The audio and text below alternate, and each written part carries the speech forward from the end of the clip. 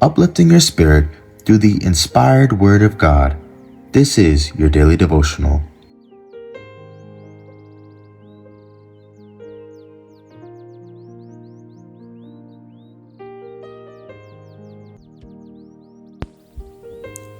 To be like Jesus, every person has a gift and is accountable.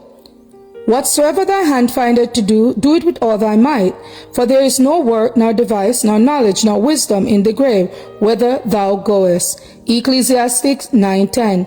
The parable of the talent should be a matter of the most careful and prayerfully study, for it has a personal and individual application to every man, woman, and child, possessed of the powers of reason.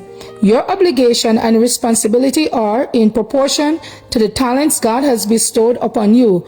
There is not a follower of Christ, but has some peculiar gift for the use of which he or she is accountable to God. Many have excused themselves from rendering their gift to the service of Christ because others were possessed of superior endowment and advantages.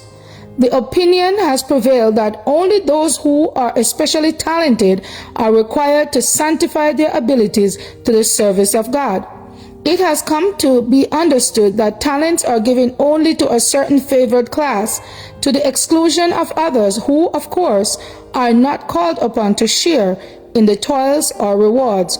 But it is not so represented in the parable. When the master of the house called his servants, he gave to every man his work. The whole family of God are included in the responsibility of using their Lord's goods. Every individual, from the lowest and most obscure to the greatest and most exalted, is a moral agent endowed with abilities for which they are accountable to God.